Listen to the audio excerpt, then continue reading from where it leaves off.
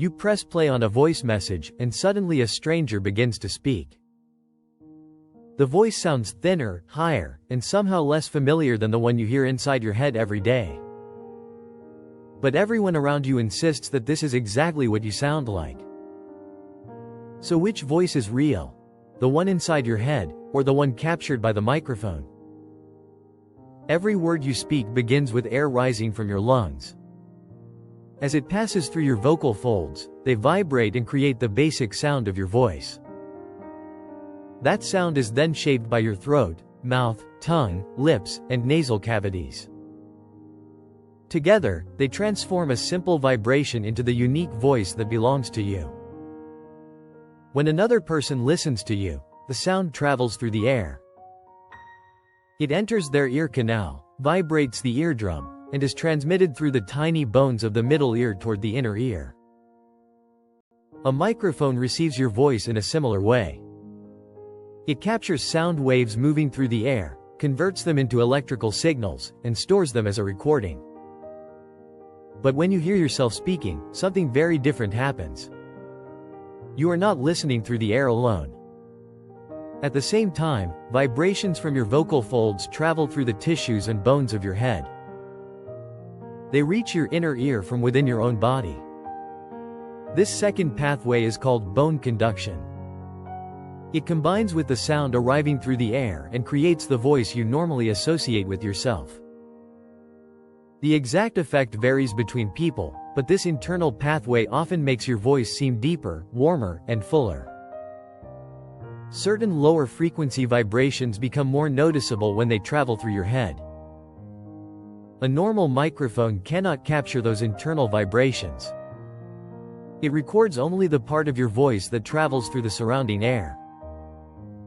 When you listen to the result, that familiar internal depth is suddenly missing. Your voice may therefore appear higher, sharper, thinner, or more nasal than expected. This does not mean that the recording has changed your voice beyond recognition. It has simply removed an entire pathway that is always present when you hear yourself speaking live. For everyone else, however, that pathway was never there. Other people have always heard the air-conducted version of your voice, so the recording usually sounds far more familiar to them than it does to you. But even a recording is not a perfectly objective copy of your voice. The microphone, the room, the recording distance, and the playback device can all change what you hear. A smartphone microphone may reduce background noise, compress the audio, or emphasize frequencies that make speech easier to understand. These adjustments can make a voice sound clearer, but also flatter or less natural. The room matters as well. Hard walls create reflections, while curtains, carpets, and furniture absorb parts of the sound. Moving the microphone only a short distance can also alter the balance between direct sound and room echoes. That is why the same person can sound surprisingly different in a bathroom, a car, or a professional studio. So the voice in a recording is closer to what other people hear, but it is not an absolute truth. Every listening situation creates a slightly different version of the same voice. The physical explanation, however, is only part of the mystery. The stronger surprise happens inside your brain. From the moment you began speaking as a child, your brain has learned to recognize one particular version of your voice. That version always included both air conduction and vibrations from within your body. Over thousands of conversations, it became deeply connected to your sense of identity. It is not merely a sound you recognize, it is part of how you experience yourself. Your brain also predicts what your voice should sound like before you even finish speaking. It uses information about the movements of your mouth, tongue, and vocal folds to anticipate the sounds those movements will produce. When the expected sound arrives, the brain knows that you caused it. This helps it distinguish your own speech from voices and noises coming from the outside world. A recording breaks this familiar pattern. The physical sensation of speaking is gone, the internal vibrations are missing, and the sound reaches you like any other external voice. For a brief moment, your brain recognizes the words and speaking style, but the sound does not fully match its stored expectation. The result can feel like listening to a strangely familiar person who is not quite you. Experiments support this connection between bone conduction and voice recognition. When researchers add vibrations resembling bone-conducted sound to recordings, people can become better at distinguishing their own voice from the voices of others. This suggests that your brain does not identify your voice by sound alone. It normally uses a combination of hearing, vibration, movement, prediction, and memory.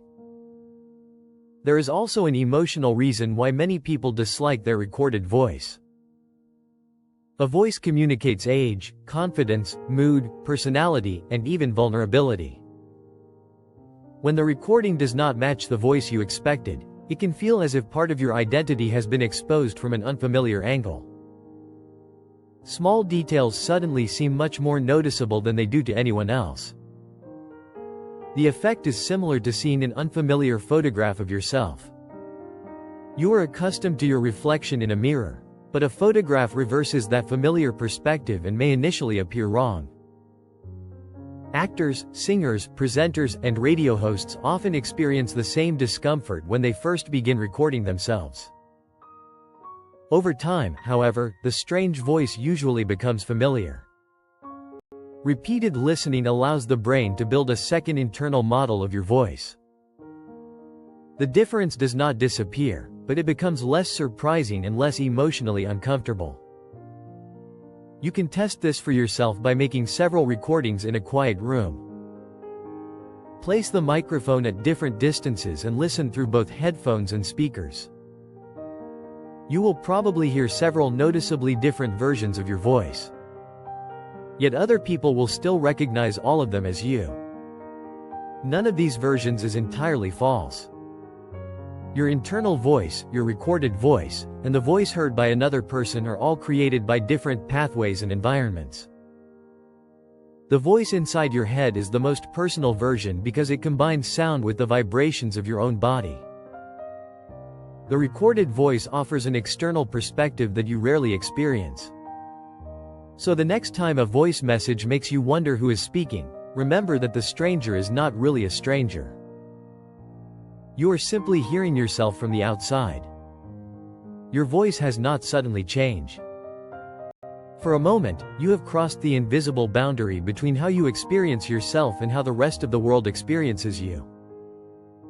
And perhaps that is what makes a simple recording feel so strange.